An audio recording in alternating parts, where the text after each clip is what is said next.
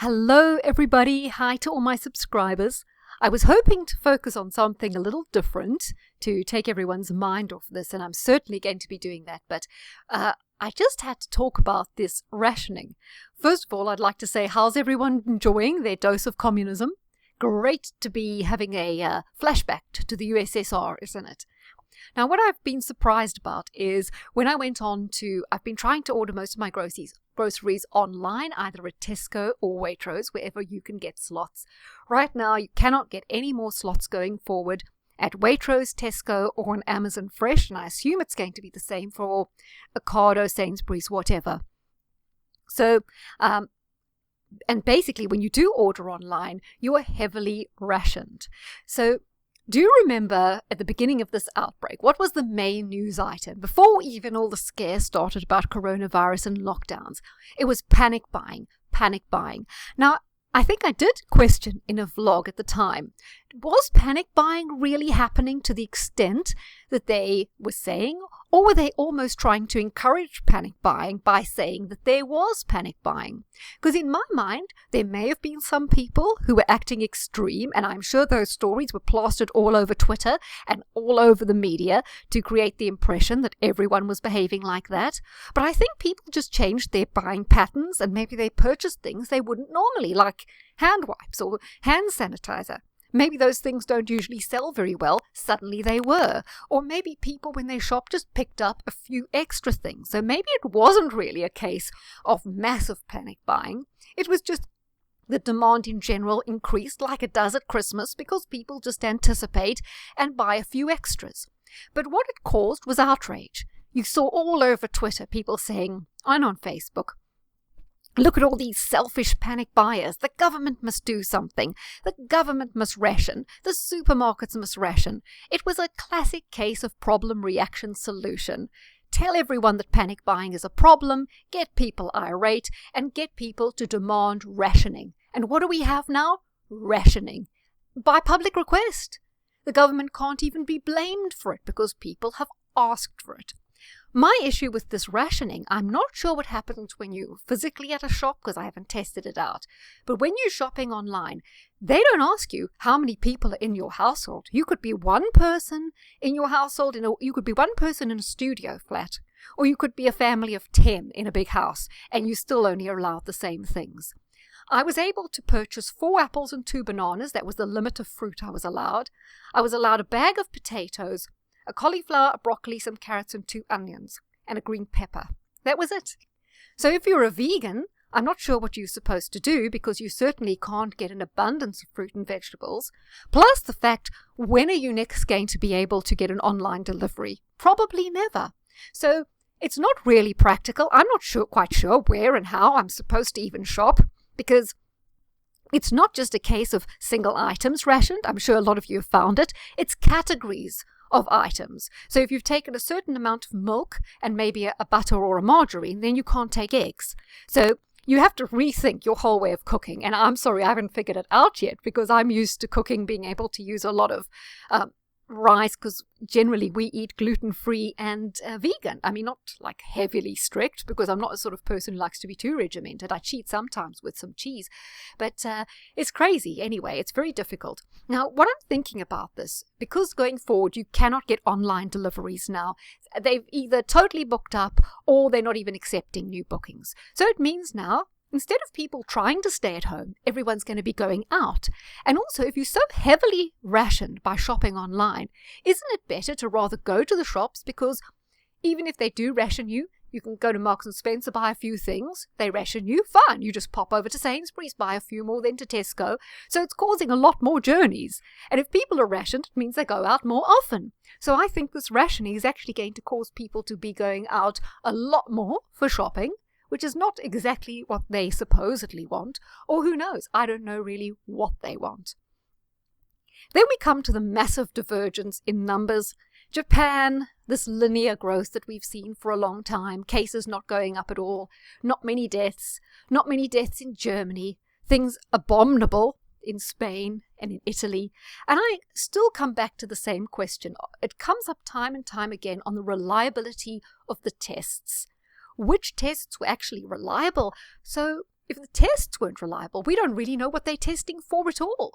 And what I'd still like to know is during the coronavirus, how many people were dying of the normal flu, because we know that the figures are between 15,000 in this country to 50,000 in America that die of the flu on a normal season. So have these numbers be separated anywhere? Where can we find them? Do people in the normal flu season require ventilators or need them for as long a period? Well, I'd like to know that, because otherwise surely the people with the normal flu and coronavirus are both using the ventilators. And I'd just like some clarity on separating those numbers out so we can find out if not loads of diseases or flus or COVIDs are not being misdiagnosed to give inflated figures. So definitely this rationing has harked back to the Soviet Union. And how long is this going to continue? You're supposed to be having your 5 fruit and vegetable a day to keep healthy. Well, you certainly can't do that. And you're going to be hard-pressed to make yourself meals unless, as I say, you run from shop to shop to shop to get away from the rationing. Then I'm hearing that they're going to use your mobile phone to track whether you've made more than one journey out a day. A year. Yeah, we're getting there. I think I misspoke, but maybe not really. So how do they track your mobile phone? Is that actually possible? Well, I'm wondering if it's not a bit of a psychological thing. I don't think they really have the technology to do that. A bit similar to, do you guys in the UK remember they used to run these adverts and say the TV license inspectors know when you're watching TV, and they'd show them sort of beaming this little satellite up at a block of flats and they could tell exactly who was watching without paying their license. Total nonsense. They didn't have the technology to do that. They just hoped people got scared. And I'm wondering if this isn't the same with the mobile phone, whereas they don't have the technology to do it, but they're just telling people that as a way of curtailing behavior. So my advice to you all is, if you need your mobile phone, take it with you, but wrap it in tinfoil. Make some makeshift Faraday cage, unless you've got something more sophisticated, which is great. So again, with this panic buying, it was create a perception of panic, stoke up public outrage, get people to ask for rationing. Then when they get the rationing, no one's to blame. And how long is it going to go on? Because now they're telling us there'll be no one to pick the fruit, so 1/3 of the UK fruit and veg harvest is going to go to waste. So I think we are looking at food shortages going forward, which is why they need this rationing. So please, guys, just prepare yourself accordingly. So you have people right now on Facebook and Twitter saying things like, guys, this is why socialism is great. Look how socialism has to bail out the capitalist system. Aren't you glad for the socialism and all this kind of stuff? Well, how is it helping really? This money has to be paid back. We're already hearing that anything we do get, which may be only for self-employed people in June, which means they have to survive until June, is all going to be recouped via taxes. It's not a free lunch. Some people seem to think, well, isn't it great? The government's going to pay us all out. Socialism isn't great. Yeah, socialism has to be paid for. And I don't know how it's going to be paid for if all these small and medium-sized and even larger businesses are going to be run into the ground with this extended lockdown that goes on and on and on. So what we're going to be seeing as well is more control, because when you're self-employed, you have a little bit of self-control. You can say what you like on social media without being fired. But the more small businesses and self-employed people are no longer able to work in that way and maybe have to get jobs working for government, because that's one institution that'll survive, or big companies, it means you lose your freedom of speech, because then you have to toe the line. You're not allowed to say things on social media. You're not allowed to join certain political parties without being sacked. So there you go. Where you work for a boss, they have control over you. Also, this universal income, some people think it's great because they're going to be getting paid out by the government. But on the other hand, it's like living on a pension. It's no fun to be a pensioner. That it limits your quality of life. And while people say, gee, socialism's great because it's bailing out the whole system. Yeah, but guys, what is your quality of life going to be like? Your standard of living is going to take a big hit. So I'm not sure that that's really what you want. So I think this is actually going to get people to go stir crazy, this whole thing. It's been 1 week and a lot of people feel at the end of their tether again. 1 week, speaking from a UK perspective. But great news, guys. They're going to release Killing Eve #3, Series 3 early because, that's really going to keep us going because they can't make the regular programs. I mean, I watch it. It's not the worst program ever, but to be honest, it's really nothing but fetish and fashion. There is no credible storyline. There's no credible characters. I quite like Jodie. She does brilliant accents, but at the same time, that program it's false. It's all fake. It's all, like I say, it's fetish and fashion, and that's about where it ends. Just to say that what they gearing us up for is controlled by the technocracy, controlled by experts. What are we told all the time? That experts have these computer-generated models and they tell us when the virus will peak. How do models know? How do they know when this virus is going to peak? They don't have a clue. Only 2 months ago, they thought it was a Chinese problem. I mean, listen to experts. They don't agree with each other and they keep changing their story. So I don't know how we can trust their models. They certainly never right when it comes to climate change. But they're not going to tell us when it peaks. It's going to be a matter of sit, wait and see. Or if the whole thing is overblown in the first place, then whether it peaks or not is not down to any model. It's down to when the government decides enough is enough or when they've achieved what they want to achieve. But don't you see that sorry to sound patronizing by saying that, but anyway, the point is that years ago, decades, centuries ago, the population was controlled by religion. People deferred to the priests. They were the knowledgeable people. They were generally the educated, literate people in society, the priests, the elders, the religious people. And they kind of were seen as having the power. They had greater knowledge. They had greater understanding. They were more wise, more spiritual. So, sorry, my audio cut out, so I got rudely interrupted. But as I was saying, in the past you had the priesthood. They had access to superior knowledge, literacy. They were seen as more intelligent, more enlightened, more wise. Therefore, they had to steer people, guide them in difficult situations. They had to tell them, what they should be doing, give them wisdom, guidance, uplift them. But what do we have now? The priesthood has been replaced by the scientists. And so what do the scientists do? They're seen as being far more intelligent, more enlightened, having access to greater information than we do, having a greater intellectual capacity, being able to understand more. So how dare we question their wisdom?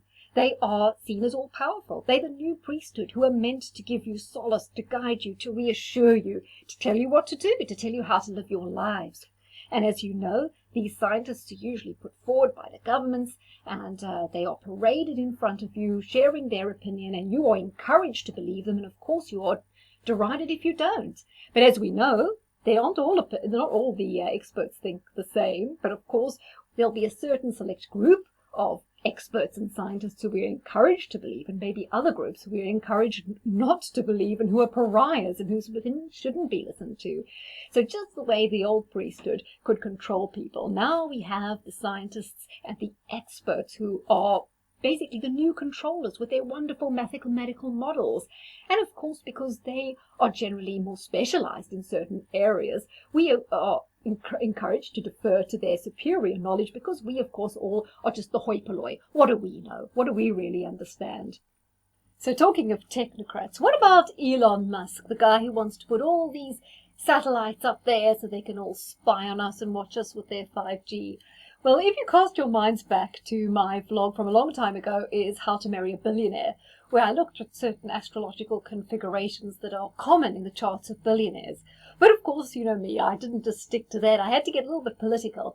And what I said there was, are all billionaires made or are they chosen? Is it just because they're born or hatched from an egg with a superior intellectual ability, with great talent and genius like they sold to us?